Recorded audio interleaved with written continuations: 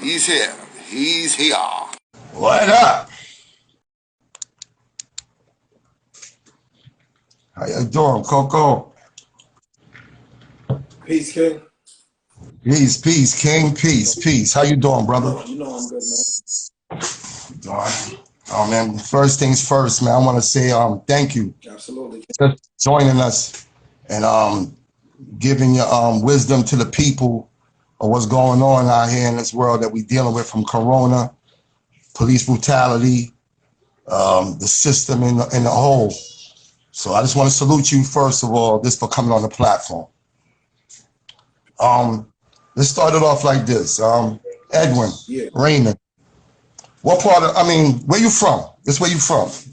What's your background, rather? Or your background? My family came from Haiti, and my father came from Haiti in the 70s, and my mom in the 80s. Okay. Yeah. And when y'all came from Haiti, where did y'all land at in New York City? So my parents met here. They didn't know each other in Haiti. So Okay. my dad first moved to Park Slope, and then made his way to Flatbush. My mom, I'm still learning my mom's journey. My mom actually died when I was a baby. So I'm still Sorry. it's cool, King. I'm still learning her journey. But I know she was in Jersey. And then when she met my dad, she moved to Flatbush to Newkirk Avenue. That's where I was born and raised. Newkirk, East 26, between East 25th and East 26th. That's where I'm from. Oh wow. You live right there on 2-6. I'm familiar with that block. You know what I mean? That's a well-known block. So my cousin lived on that block. Yeah. So since we just touching right there, like you from 2-6, you came over there and you grew up on 2-6. Yeah. How it was for you growing up on 2-6 in Newkirk growing up? So it's crazy because, now I look back and I study statistics. And when I see what the numbers are, I'm like, damn, I'm just lucky I was young, because it was crazy. I witnessed some things, obviously. It was a much more violent New York City, much more violent Brooklyn. It was just a different time compared to what it is now. But, when you're young, you have that cloak over you, of that innocence of being a child. So I was just a young Caribbean kid trying to enjoy life, not even fully understanding the misery that I was in, because my father stopped working when I was 6 years old.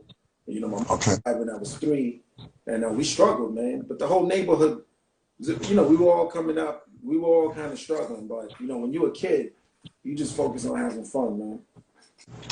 Okay, I hear that. So like you said, when you was a kid out there, growing up 15, 16 years old, Yeah. like what school you was going to before I even go to that? What school did you attend to while living in Flatbush? Yeah, so elementary school was PS 269, right on Notion and Forster, Vanderbilt, right? My school, that's my school. And then for junior high school was Marine Park.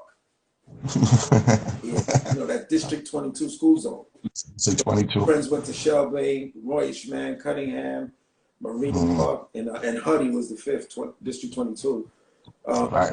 But I actually started drawing really well in elementary school. I got even better in junior high school.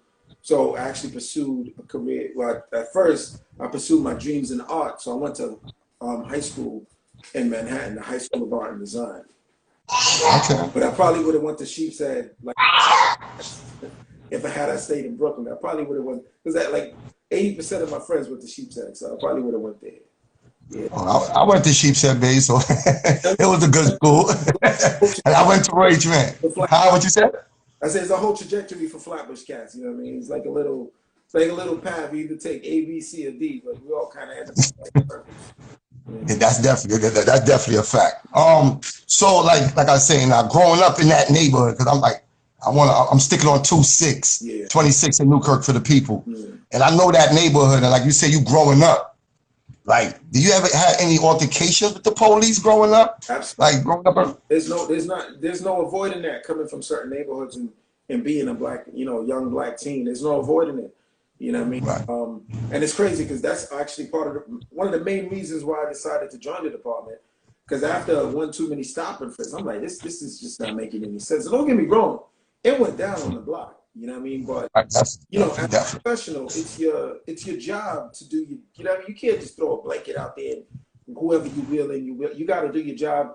However it is you do your job. You can't just give all of us the business because listen, man, growing up in the hood, everything that you could imagine was in front of me. every bad choice, and every day I had to keep making the right choice, and that's not easy. So That's not it. your man starts selling when you 12, 13. Your man start robbing when you 14, 15. Your man start doing other things by the time you're 16, 17. And you keep walking the straight path, and now the cops want to hop out and throw you on the wall. You're like, damn, like, you know what I mean? It's one thing if I did it, if I took those routes, but I didn't. You know, don't get me wrong, I was exposed to all of it. Cause I was about to say that because you live on 26. You say you're from 26 in Newkirk. Yeah. That's in between Vanderveer and that's in between 21st and Newkirk and Rogers. That's what we call the other side. You know what I mean? You know what I'm saying? So you was in the middle of all that. That's a lot of peer pressure, a lot of shit going on, drug dealing, robberies, murders, and you was in the mix of all of that. And so on top of that, you know, with a father that's not working and a mother that's dead. You know what I mean? Think about that. You know what I mean? And, you know, in my documentary, I start to go into it a little bit. You know, like me and my brother, a lot of people that's probably from Newkirk that's tuning in, they probably don't realize how bad my brother Ronald and I had it. Like, we was starved every weekend. We had to wait for school food on Monday, man. You know what I mean? So imagine your free lunch. Yes, the summer lunch program, we definitely benefited from that. So imagine you walking around with a headache because you ain't eaten 2 days. And your man's counting 300-400 in your face. And, you know, when you're 13, that's a lot of money. I'll take 300-400 right now. You know what I mean? I was about to say it. I'll take 200-300 right now. So imagine you 13, your man is counting that type of money in your face, and you got to stay solid on principle.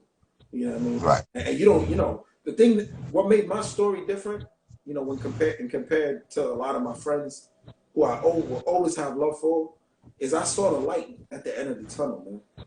Okay. I saw the light. You know, but the light was far. You know what I mean? It took discipline to get to the light. Whereas, you know, they grabbed the flashlight. They're like, fuck that. I'm trying to see what's going on right now. So that's symbolic of that easy money, that fast light, that quick, what we call instant gratification. You know what I mean? So that's the main difference between me and a lot of cats. But I'm still, your roots are your roots. You know what I mean? Right. I mean, because like I said, once again, that neighborhood, I'm real familiar with that neighborhood. And for here, a brother here a brother that's come out of that neighborhood and do the total opposite. Yeah. It's like, wow, you know what I'm saying? Like real total opposite. I know a lot of brothers that work, but you went to the other side of the field. Yeah. So I'm about to jump with you because you know, a lot of people really want to get with you. Let's go. I know, okay, like you said, you know what I mean? You grew up in that neighborhood. I mean, you know what I mean? That kind of influenced you to be a cop and all that. What, like you said, that was one step. So what was another couple of steps that you went through to make you say, I want to join the police force? So when I went to college for business, and I learned how to do taxes. And, you know, a family friend was a cop, and I did his taxes with him. And cops get paid a lot more than people think, man. You know, okay. But what saved my life, you know, and I have to say it that way, is at 12 years old, I started working in a supermarket, right? Okay. And so I would literally come home from work, and my mans would be involved in things. I'm like, yo, when did we start doing this? You know what I mean? Because I'm not there when the decision is being made because I'm at work. So I would literally coming home from work, wanting to play manhunt, but my mans is like, yo, let's go get this jukes on the junction, you know what I mean? And I'm like, we started doing this, you know what I mean? So, I'm just thinking about all these memories, man. It's crazy. I know it's spinning back in your brain. Okay, it don't matter where I reach. If I really need to focus, I park up on Newkirk and 26. I'll sit in my car for hours, read a book. It's my base, you know what I mean? You know, I mean, different. You know, I've moved out of there now for about 11 years, 12 years. 13 years. But I'm still in Flatbush. I just don't live on Newkirk. You know what I mean? All right. Yeah. All right. So But yeah, your question was what's the other influence? So I saw that it was lucrative enough of a career where obviously I'm not rich, but I wouldn't be struggling. You know. Right. So that's why I went that life, that direction. So once you stepped into that, I'm gonna keep it real with you. I mean, I'm talking to you, but and every time I talk, I'm talking to a cop. Yeah. So it's like, you know what I mean? It's like, but you know what I mean? But once you started to get to be a cop, all right. First of all, before we go any further, what precinct you work for? Right now, I'm in Bed-Stuy in the 81st. The 81st. Yeah. 81st. Okay. Bed-Stuy. And what is your status as a cop? Are you a sergeant, regular? I mean, I'm a lieutenant, so I'm the boss's boss. You know what I mean? All right, now, that's one of the questions I wanted to ask you. I heard that you had a big issue to get to this point. What was the big problem? I heard that they deny you probation. Promotion. Promotion. They deny you promotion to get these things. So I get into the police academy, right? And I'm very skeptical because I know what I've been through. So I'm literally waiting on a chapter that says, this is how we racially profile. Because I know what I've been through. I know what the hood goes through, especially going to school in Manhattan. You know, most of the schools in Manhattan, the students are from all 5 boroughs. So starting to have these experiences at 15, 16, you know, my man in Harlem is, you know, we at the lunch table. My man in Harlem is talking about his experiences. My man in Queens is talking about his experiences. My man in Stapleton and Staten Island talking about his experiences. Gun Hill Road. And I'm like, wait, this is just how they treat us. You understand? So when I went into the police academy, I was very skeptical. And I was really shocked 6 months into the academy is 6 months. So at the end of it, I'm like, wait, I don't see the racism. It's not in the notes. It's not written. So I'm like, I know what I experienced. I know what Black people experience. What's going on? So my first day on actual patrol, they gave us quotas, man. They gave us targeted numbers of stop and frisk, arrests, and summonses, tickets. And if you don't write it, go ahead. What was the color that they were focusing you on? So what was the color? Obviously, you're not gonna look at me and tell me go get a Black man. Right. They'll tell you only get your what they call activity from this area. You know what I mean? So they go around the language of race, but because you know we divided into enclaves. Obviously, if you tell me only get arrests and summonses on this block, obviously it's nothing but Black people there. You understand? Right. So that's what was killing me, man, because it's like, wait. So at first I looked around at my colleagues, you know, especially the Black ones, the white ones too, and I'm like, wait, y'all just gonna go along with this? You know, I was shocked. And I realized nobody else is questioning what's going on. Everybody else is like, this is my job, I'm trying to get paid. You know? This is my job, I'm trying to go home. That's it. So that's when I started saying, you know what? I can't do this. Not like this. I mean, I'm out there. Listen, you in the game. Sometimes you gotta charge it to the game. You in the game, and you're doing something, and I'm dead. I'm a cop. I'm gonna do my job, but I'm not gonna go hunt people to meet some legal numbers. You know what I mean? So that didn't sit well. You know what I mean? That didn't sit well at all. So you know, obviously the chitter chat about me. Watch out for him. New sergeants will go through orientation and learn about the new precinct that they're assigned to, but then there'll be a separate orientation about Officer Raymond. You know what I mean? It was that they had an orientation, and then they'll have a separate one about you. About me, telling them be careful. I'm a smart one. You know, I'm a conscientious objector. I'm a boss fighter. All these terms that we use in the police department. And you know what they did was, as my seniority got better, my assignment never improved. But I was like, if that's what I have to endure to not violate you, then that's what I'm gonna have to do. You know what I mean? If I gotta transport the prisoner, if I gotta do all these things that the rookies do, even though my seniority is getting better, then that's what I'm gonna do, because I'm not gonna violate you. You know what I mean? Right. And I mean, sometimes it was hard, but I dealt with it. But then when they realized they could hurt me, is when I passed the sergeant's test. Out of 11,000 cops that took the test, right? 932 passed. And my score was a 94. I was number 8 out of 932. So I just passed. I destroyed that test. You destroyed. I was about to say some shit like that. I said you bodied the test. So that was a red flag for them. Like, now we can't let this Negro get up there. You know, so that's when they started retaliating. They started hitting me with low valuations. They started making my life miserable, man. Like I had sleepless nights. I developed insomnia. It was hard. My personal life started taking it, you know, started affecting my personal life. So imagine you in uniform, the hood looking at you crazy, because you know, to them you a traitor, but you at work and nobody want to sit next to you. I was in the middle of 2 girls, man. It was crazy. I'm about to say that, because don't the police have the, what's y'all saying? I don't know the police saying, the code in The blue blue, wall of silence. the blue wall of silence. Yeah, like, and now here you come, and I mean, like, you ever try to fuck with your food? They ever try to flatten your car tire? Like, come to your house? Like, I mean, like, was it scary for you? Bottom line. I'll tell you this right now, I still have trauma from that time. It's something I never put out there publicly. They messed with me so much every time I came inside the command to eat that I stopped eating in the command. And when I got promoted to sergeant, I tried to eat in the command and I couldn't eat. To this day, I cannot eat in a police facility. I get anxiety. Now, I never put out there. I can't. It affects your mental health. As what they were willing to do to me, like, man, we gotta move on. I can't even like it. I want to move on, but that was a war you was dealing with it mentally in your head. Yeah. You know what I'm saying? You were dealing with a war in your head mentally. Yeah. You know what I mean? Damn, bro. So what I did, I saw a press conference where there were a few officers that were suing because of the quota. So it felt good because I felt like finally I'm not alone. There's other officers that see the light. So I joined them. And when I joined them, the attorney was like, listen, we not only want you to be part of this, we need you to be the face of this. And at first I'm like, well, I gotta be the face. I mean, I'm just here to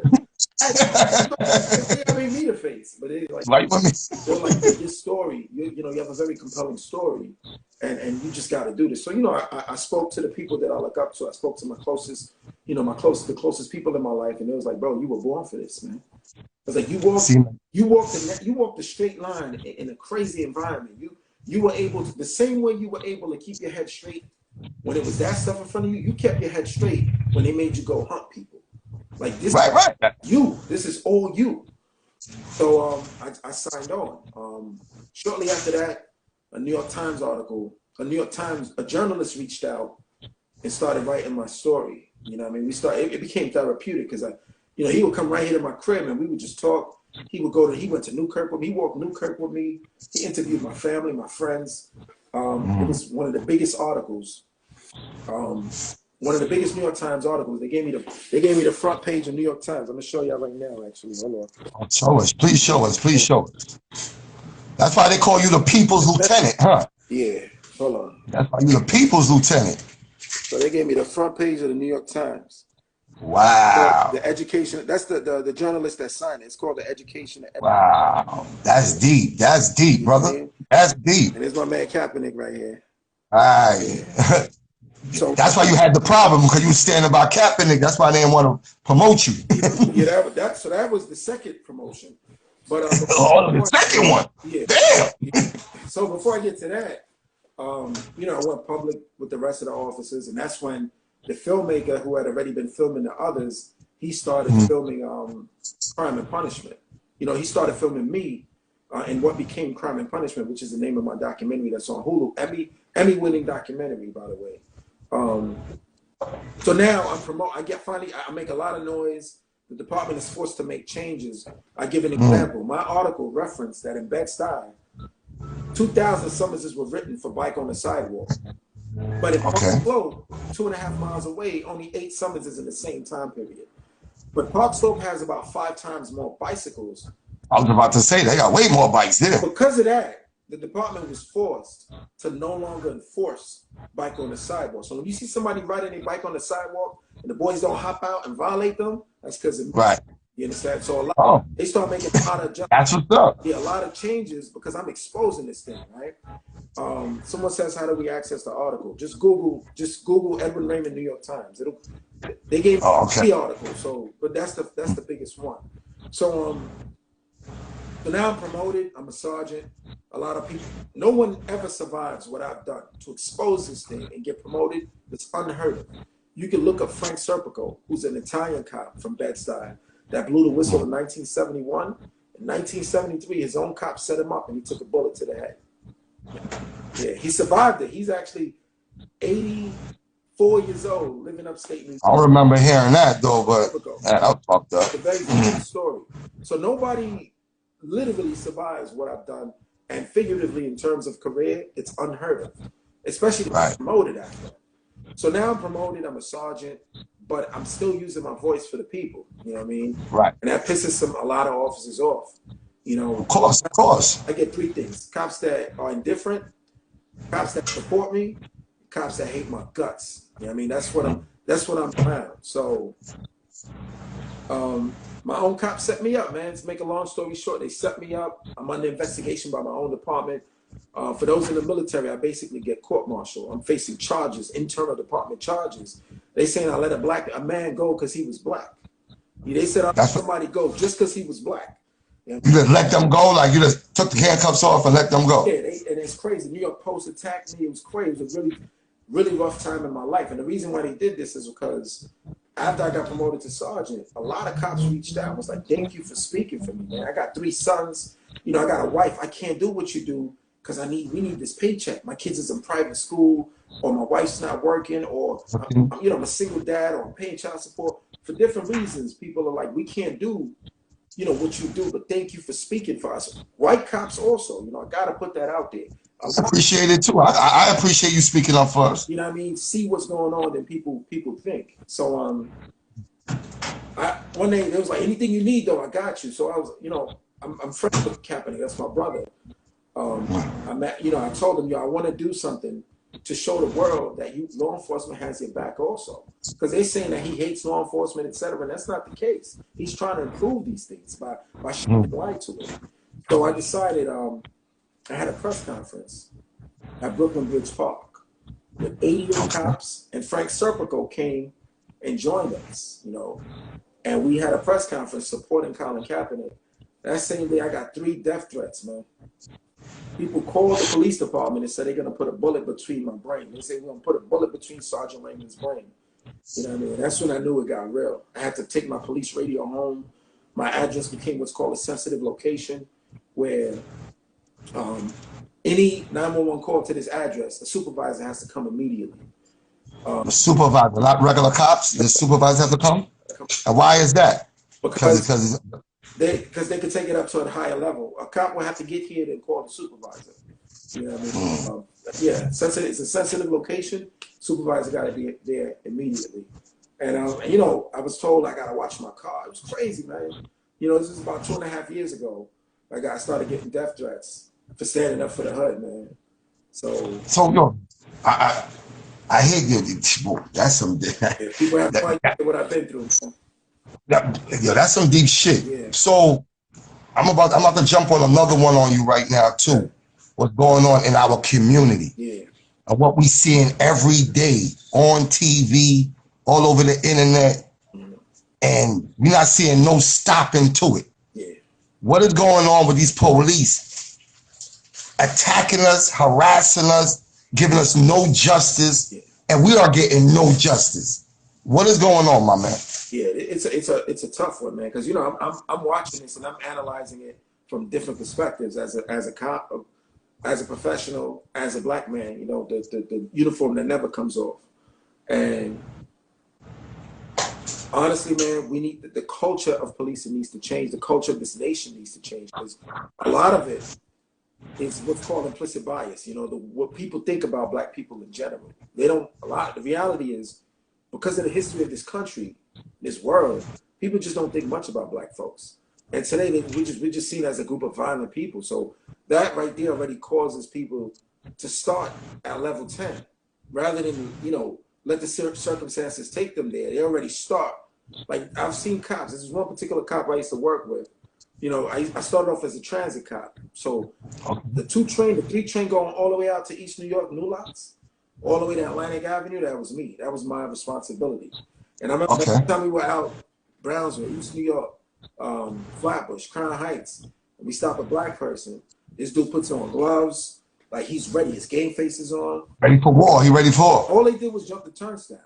That same officer, years later, when the Barclays Center opens up, and now we getting folks from Long Island, white folks, coming out for Islanders, the hockey games. When they jump the turnstile, I'm watching this cop. No gloves. His demeanor. Different reactions. A total different reaction. That's implicit bias working. You know what I mean? So that's a big part of it. A lot of police policy and police culture stems from a time where bigotry was blatant. Racism wasn't even a thing to be ashamed of. It's not even something you have to save for the dinner table. You could be openly racist and there was no consequences in society. A lot of what the culture comes from is from those times. So we're literally just seeing the lasting effects of that. You know, I mean, I'm here trying to do my thing to reconfigure this thing. You know what I mean? But you know, I can only do so much. You only could do so much, and I mean, and you know, like through the people in the comments and what I'm hearing from you and what I know about you, Yeah. you are one of our heroes. So, what can our community do? What can our community do to stop some of these things? Like, because I seen your Instagram the other day, and I think it was on the Citizen app. When a guy was talking like, yo, man, this cop went down there. He didn't go down there and do all of this bullshit. He went down there. He diffused the situation. He was a good cop. You know what I mean? To hear a brother say that, that's good. So what can we do and what can more cops do so when they come in our community, we can stop this bullshit? So, straight up, what can we do? One of the things is the police commissioner is appointed by the mayor, right? So we have to get politically involved. We can't just let anybody become the mayor. We gotta first have someone that understands these issues, someone that's willing to deal with these issues. But then after they get into office, we gotta hold them accountable.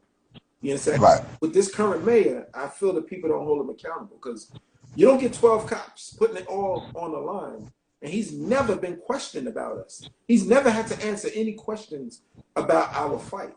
If anything, he's in charge of the law department. The law department is what's defending the department in federal court. So, right. So the mayor was legitimately progressive. He wouldn't tell the law department to defend the city against what we're saying. He would handle the lawsuit and he would bring us into the room and say, how do we improve this? He would pick our brains. You know what I mean? But he's done. But if the people don't put that pressure, he's gonna keep acting like he doesn't know who I am. You know what I mean? So basically you're saying that if we speak up more about these situations and first of all, we have to unite. Yeah. All of us have to unite in the community. That's the first thing. Yeah. So we unite in the community and we stand and we all talk as one. Now you're saying that our voice would be heard a little bit better?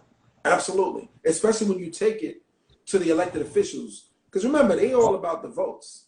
Once they see a large movement, they're like, damn, those are votes. You know what I mean? And if they know the elections these days are very close. They know if the votes go in one direction, they might not have their job. So they're forced, they're compelled to deal with us. You understand? Like, again, like we simplified the information by putting it in a documentary. Like some people don't like to read. It is what it is. All you got to do is hear Hulu, press play, and learn. And after that, you'll know what you need to take to the mayor and say, Mayor, I saw a documentary. I don't like what I'm seeing. What are you doing about it?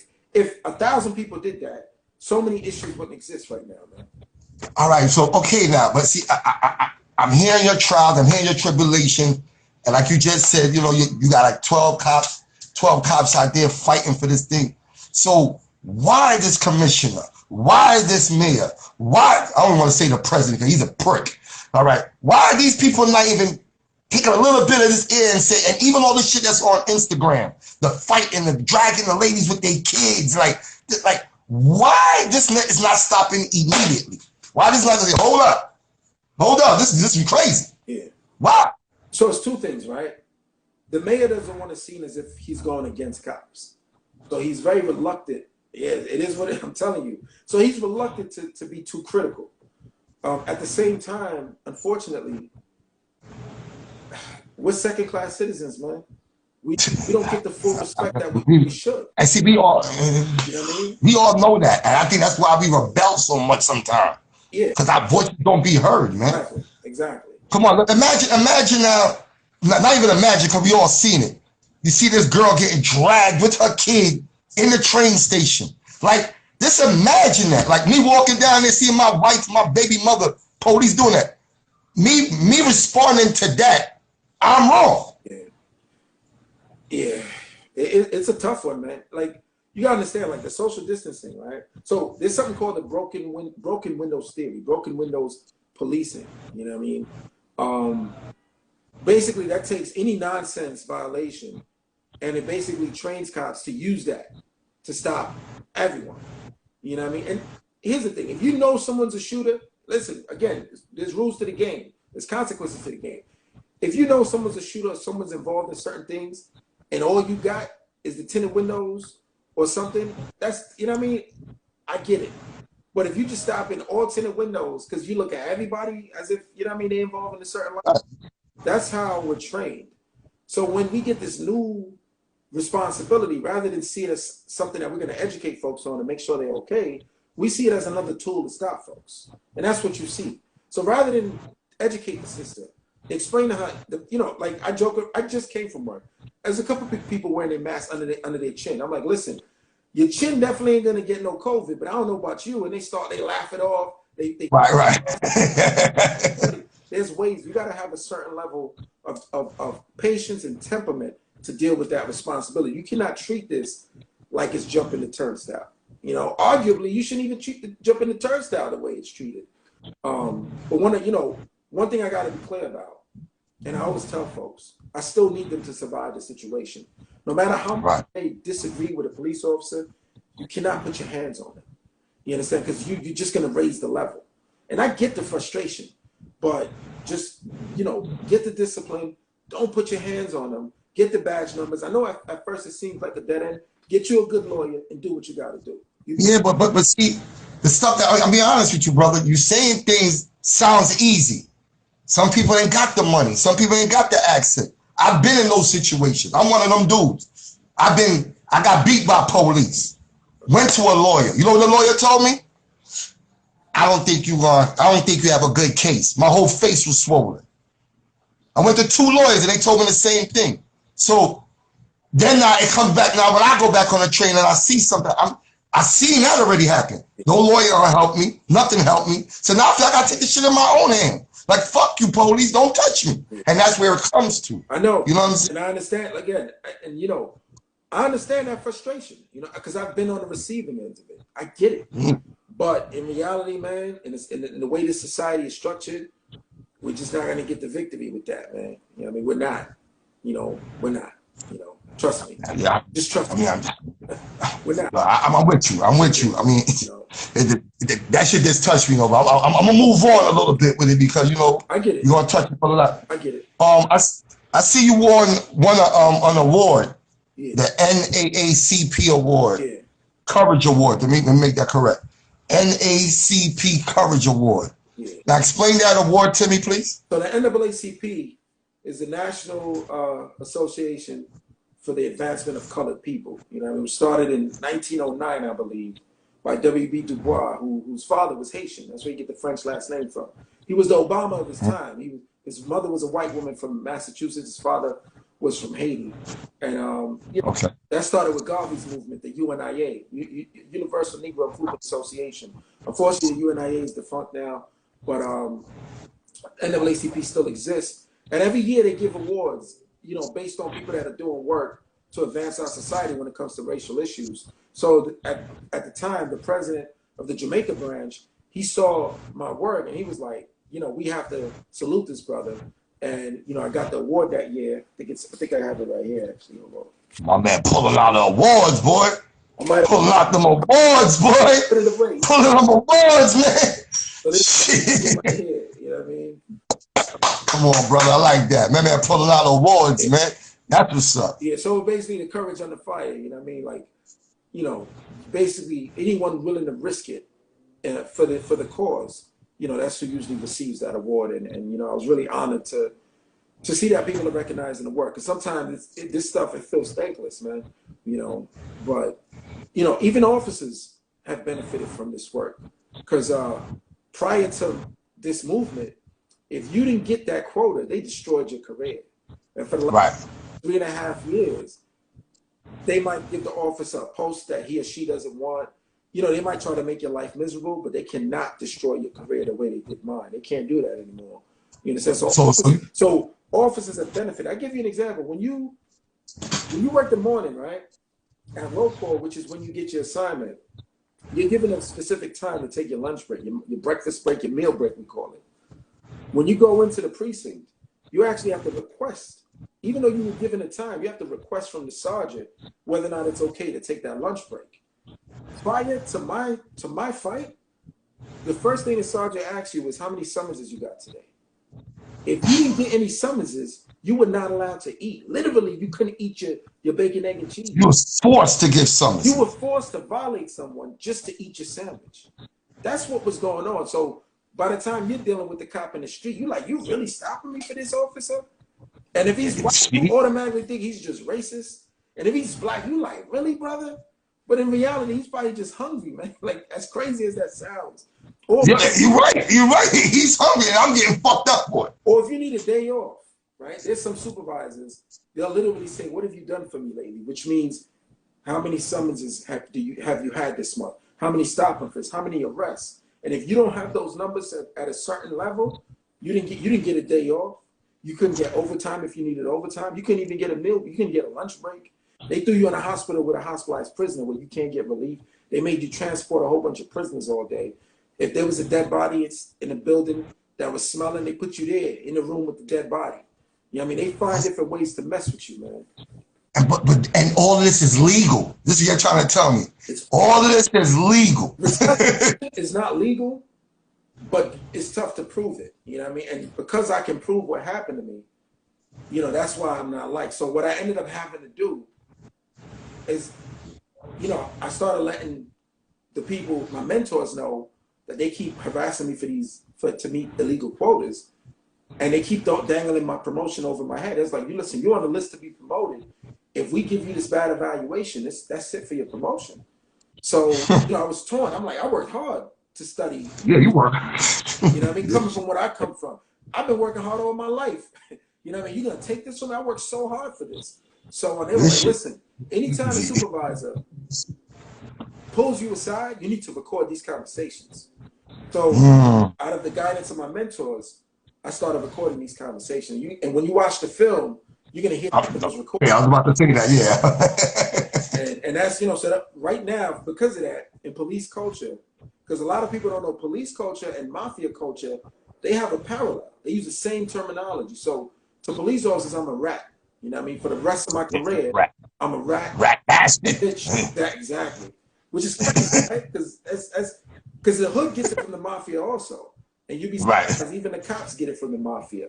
You know, terms like throw under the bus, you know, this is all terms that police officers use. So my thing was, if that's what I had to endure to improve the system so you're not violated, if that's what I had to endure to improve the system so cops are not forced to harass people, then I guess I'm going to be the rat. I'll take that label to fix the system. You know what I mean? You are label. You know, I mean, you're standing for it, but it's still the law. Like the people saying in the comments, is like, what can we do? Like, what can we do between the police and us? Like, when the police come, like, because basically you're telling us they come and running down on us ready for nothing. I could be walking down the street. They got to meet a quota. I'm walking down the street. They harassing. Yeah. So what can I do in that predicament? What can I do from right there? Well, right now the numbers already improved. Because again, because of the movement, the commanders cannot be as blatant with the quota. You understand? Basically, when you watch the film, you see that we forced the commissioner to deny quotas exist. You know what I mean? So they can't keep denying it, and and I'm staying on top of this, and then yet officers still being asked to meet. Some officers are still being asked to meet quotas because they don't. Hold on. You said something that just triggered me. You saying that the quota went down, like they can't do that anymore. Not blatantly. But way. Not blatantly, right? But they fucking us up right now over this corona shit. Yeah. That's their excuse now. They're using the corona shit with the mask. You 6 feet apart, or you not fighting. You know what it is? When it comes to something's going wrong. When it comes to police in black and brown neighborhoods, unfortunately, man, there's a conditioning in the way that those neighborhoods are policed. And again, even though this is a public health situation, that's just how they police us, man. Unfortunately, that's part of the culture, and that's part of what I'm trying to change, man. And you know, where I work now, you know, my sergeants and my officers that are below me, they watch me out there. They see how I do and they learn. You understand? So I'm already making a change just directly in that sense, but I'm trying to make a wider, more systemic, dynamic change with this lawsuit. So what can people do on a large scale? watch the movie if you need to, or do some reading about the lawsuit and the movement, and take it to your elected officials, but particularly the mayor. We have a big election year coming next year. We're going to get a new mayor. Make sure the new mayor has to speak about it. You know? I'm not saying laughing, but you got a lot of people in his comments right now saying you should run for mayor. You should be in that office. Yeah. You should be the police commissioner. But I know you went through mad troubles to be a sergeant lieutenant. Yeah. But everybody right here in these comments are saying that you should run for that. The mayor appoints the police commissioner. So get the right person to be mayor, and they can make it happen. All right. The mayor appoints all the police commissioners. You know. That's just people been asking me to run forever. People been asking me to run, you know, city council, Congress, mayor. People want me in government because they want this level of integrity and courage to represent them. Definitely, we need that, bro. We need it. We need it. Like, listening. I mean, but like, cause I remember one time when me and you talk, like, you know what I mean? You not like you with if a person did something wrong, they did something wrong. Right? And I mean, and I'm with that too. You did something wrong, you got caught up, you got caught up. But if you ain't do nothing, why you trying to put this man in jail? Why they try to lock my son up 2 times for the same charge? Yeah. And God, what saved them is my next door neighbor had a video camera. Cause the time they said my son did the robbery, he was at the house and for taking out garbage. So it's like this shit is crazy, dog. But this shit is crazy. Let's talk about Let's talk about the coronavirus. Yeah. I just want to get off of this police thing for a little. Aside from the way it's being policed, let me tell you, man, we call it a DOA. That's when someone, you know, unfortunately passed on. Sometimes it's from a homicide. Sometimes it's from a car accident. And sometimes it's someone at home who died in the bedroom.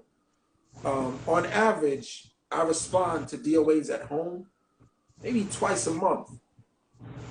When this corona thing first hit, I responded to 15 people in 6 days. I've never seen anything like that in my life.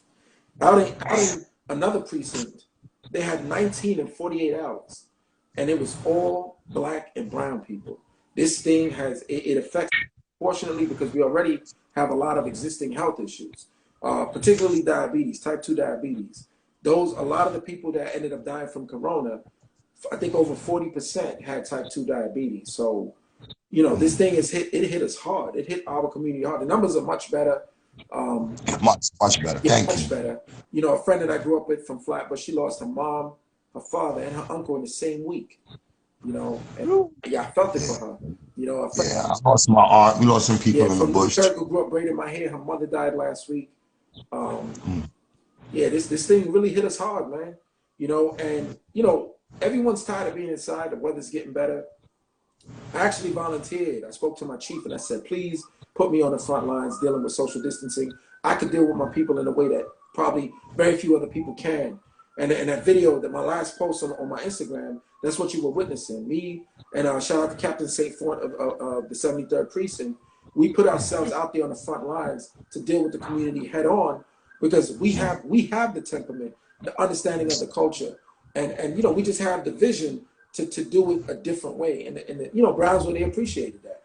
Out in Bed-Stuy, they appreciate that. You know, I mean, cast that. I see. I think Bed-Stuy changed 360. Yeah, but I'm talking about the old the original Bed-Stuy. You know what I mean? Like, he's original. Cast that. Every day I hear what you tell me. Like, listen, I don't fuck with no police, but I gotta shake your hand, brother. I hear that every day, man. Just like that. You know? And just being real, though, man. We just being real, like, you know, and you understand it. You know what I mean? Because you come from. I'm from it. It's part of it. Right, and like, you know, when me and you first met, and I was like, you police, and I'm like, I don't know, you know what I mean? And you like, I understand, and I'm like, I don't know, but then you start to tell me your story, then I start to understand and I start to believe in you. You know what I mean? And I start to see more of your work. It wasn't that you was telling me stuff. I start to see more of your work. So that's why I started to appreciate you more. Thank you, bro. And now I want to get on that your documentary also. Yeah, I mean, winning documentary. I'm still shocked. We won the Emmy because we were actually promoted with Jay-Z, man. You know? Well, hold on. Tell the people. Hold on, before you get to that. Okay. Tell the people the name of the documentary one more time. It's called Crime and Punishment. It has. Hold on. Let me type we have our own Instagram. I'm gonna put it up right now. Okay, yeah, my man. Follow, You like this shit better than me. yeah, if everybody can follow the Instagram for Crime and Punishment. And let me tell you, I went to LA twice this year, and people stopped me in the street from watching this documentary, and it meant a lot to me. But the hood still hasn't seen it, and that confuses me, man. You know, like it was filmed in the streets of Flatbush. It was filmed in the. Everybody put the name of the documentary right there. That's his name, Raymond. Yeah. Everybody can check out the documentary. Continue, brother. Yeah, Crime and Punishment doc is the Instagram for it. Yeah. Hey, Jasmine. Clay, I do not know how to pin nothing, all right? So don't tell me about pinning. I don't know how about pinning. When I see you next time, tell me how to pin. I'm old school. Definitely need a Clay on. How you pin? Anyone who's not following me, just follow me. You'll see. You keep up with the work. I definitely. Yeah, just keep up with his work. I mean, we gonna promote it through the story, so y'all definitely see what it is. Yeah.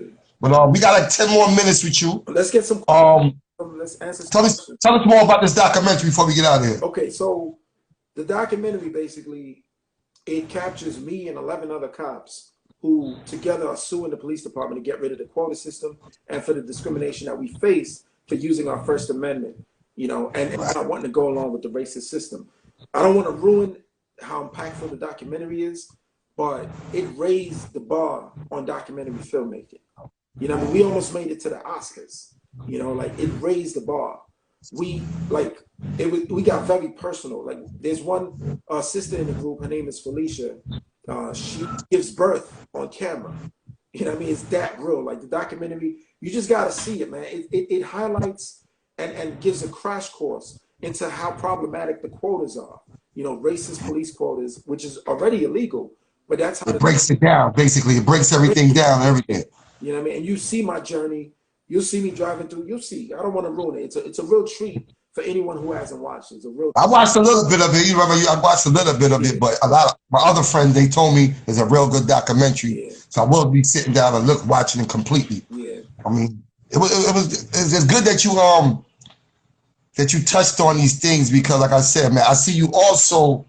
You be with my brother from my hood, also Michael Williams. Oh yeah. I see you. I see reflection with Michael. What's got going on with Mike? Yeah. So Mike is a big supporter.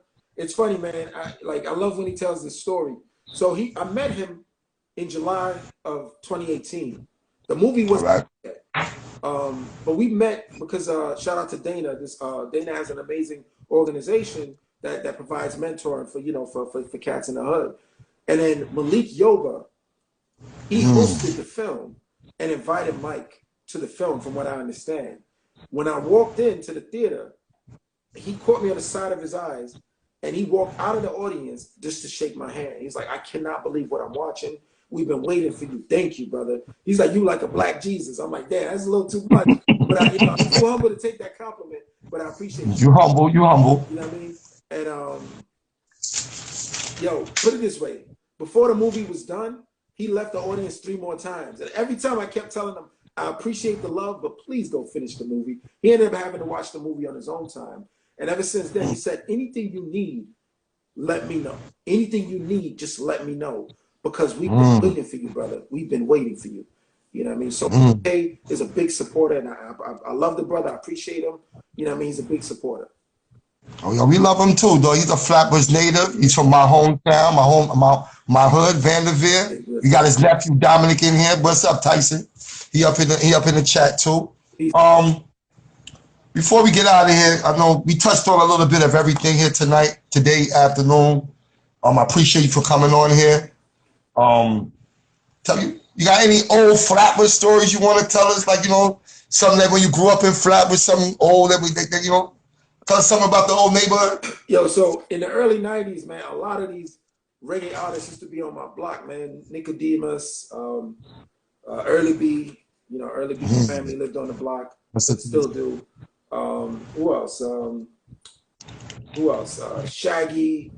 You know what I mean? This is like, I didn't realize how big they would be, how big some of them were. So I think KRS-One lived up the block too, man. You know what I mean? A lot of people lived in the area. And I just remember seeing them as a kid. I gotta save the stories though for another time. Yeah, I'm thinking of stories, and I'm like, I gotta say, you understand? I totally understand. I'm gonna ask you another Flatbush. We talking old Flatbush before we get out of here. What little cruises in your neighborhood when you was growing up? What little Oh man, cruises that you know you had to watch out for? GHP, TTP, Decepticons, you know, DCEP. We had a lot, man. We had everybody. Everybody was out, man. But like that West Coast style didn't make its way over until like the late '90s. So before that, you know, it was DCEP, LTP, GHP, TTP. What else? Yeah, that's the main on my block. That was the main thing. You know what I mean? Okay, okay. I remember That's all good. everybody. I'm not calling out names. I mean, shout out. You know, I could. You know, the ones who we've lost. I could shout. You know, from Chi, Don, who just passed away. I mean, I remember All right. everybody. You know what I mean? You know what I mean? All right. So what kind of since you was Haitian, Yeah, I mean I know you eat a lot. I mean, like, well, you said you know you was starving sometime, yeah. but like what spots you say eat at? Like what kind of those spots you say eat in the neighborhood? I mean, the beauty about Flatbush, it's a melting pot it's the perfect African diaspora. You know what I mean? All of us are represented from Panama to Haiti to Jamaica, Trinidad, even Ghana. You know what I mean? It's Black American, everybody's represented. You know what I mean? I mean, obviously, it's a strong Caribbean influence, but I grew up eating Jamaican food, Trini food, Guyanese food, obviously Haitian food. So I ate everything, man. You know what I mean? That's the beauty about being from Flatbush. Our cultures are right in each other's face. You know, one Right. you know, the first time like it hit home, like a childhood friend got killed and it hit home. It was my boy Chris. We called him Jerk Chicken, and you know, I remember me and Chris, we had like a whole argument over whose food is better, Jamaican food or Haitian. And we had like a cookout. You know, Who won the argument though? Who won the argument? Haitian or the Jamaican? beauty is it's mutual, man. Because I bought him a Haitian dish, and he bought me a Jamaican dish, and we both was like, damn, we can't even. There's a truce. And he loved the dish so much, he learned how to order in Creole, so he could go to any Haitian restaurant and order, man. You know what I mean? I miss that brother, man. I remember I was walking by at like 13 years old, and he stopped me, and he asked me to spell a word. I can't remember the word. He was like, "Yo, Edwin, you know you're different, right?" I was like, "What you mean?" He was like, "So you just different." He was like, "You're gonna do great things. You different." I was like, "Whatever, man. What the hell? What's this motherfucker talking about?" You know what I mean? What are you talking about? But he knew what he was talking about. You know what I mean? I want to stay on Flatbush, but my partners is asking me to ask you this one question. Sure. What is it you think that can mend? I think I asked, but what do you think that can mend? Yeah. My girl is correcting me. Between the civilians and the police. Honestly, man, the onus is on the cops because we're supposed to be the professionals. We're the I was about to say that. government agency. You know what I mean? There are things in the culture of policing that need to be taken out. At the same time, when the work is getting done, the people got to be open to it. Sometimes we're so cynical. We have given up on this system so much that when the hand is being reached out, we like, nah, get that out of my face. So we got we got to be willing to meet when the work is being done legitimately. But the department has to own the fact that things have not been right for far too long. So really and truly, the department has to take the first step. But once that step is taken, it has to be appreciated enough. Still with scrutiny. I don't, you know what I mean? Yo, listen, after 400 years of this, we have every right to scrutinize any and everything. But at the same time, if progress is ready to happen, we can't stymie it. You know what I mean? We can't stop it. All right, I'm glad you said that too, because I like that answer you gave, but it's also, I heard you also say the police academy is good. I heard you say the police academy is good. Brother. What do you, but elaborate on that for me though. So, I heard you say the police academy it is has its issues, because one thing like that brotherhood, you know, that becomes problematic. We learned that early in the police. Like one of the first things you learn is never question what another officer does, because you don't want to get into some situation and cops are questioning you. That's not good advice. That's horrible. How are we ever going to learn from mistakes if we're not even allowed to process it? You know what I mean? Because we're not even allowed to give thought when an officer messes up. So in that sense, but that's not written. You know what I mean? That's something what we call de facto. That's something that'll never be written because it's wrong. So those cultural things are still problematic. But in terms of the manual, man, I'll be the first to say the manual itself, I couldn't really find too many issues, man. It actually left me puzzled. because I know what I was experiencing. I know what my people are experiencing, you know, continue to experience. But that's when I learned a lot of the issues is what's expected after the academy. You know what I mean? I appreciate that, bro, man. I appreciate this, man. You caught the attention of We Are Flatbush that tuned in tonight. Okay. You caught the attention of me. Right. And I'm the dude, I'm one of the dudes from the streets that, you know, and you caught my attention. You gave me a lot of wisdom that I'm gonna pass off to my son. Thank you. And pass off to a lot of the kids out here in these streets. I appreciate you for coming on. Is there any last words you want to say? What you want to do to the people of We Are Flatbush? So, two things, three things. One, let's protect ourselves. We shouldn't need a cop to tell us to put on no mask. You know what I mean? We should want to protect ourselves because we want to live and we don't want to give this thing to people that we love. That's one. Two, please go watch the movie. It makes no sense that I'm in Hollywood and people are stopping me, or I'm at the gym in Los Angeles and people are like, yo, are you from New York? Are you a cop? Because I think I saw you in the movie. And right here on Flatbush, people don't even know this movie exists. Please watch the movie. I did it for you. You know what I mean? I put it on the line for you. Please get the information. And third, I'm listening, all right? A lot of people have been asking me to do some things, and I'm listening, all right? I definitely appreciate it, man.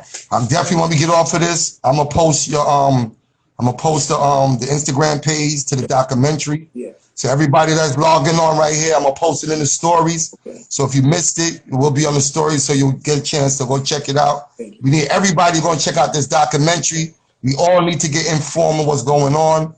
I appreciate everybody for tuning in. Obviously, you know, I work where I work, but I'm here as a private citizen. You know what I mean? I gotta put that, man. We got 30 seconds left, man. Talk your shit, man. That's it, brother. All right. Thank you, man. Thank you for coming on. We Are Flatbush. Salute. You saved my life, man. We'll talk about that another time. Shout out to Oliver. Oh, we gonna come back. We coming back. Part 2. All right.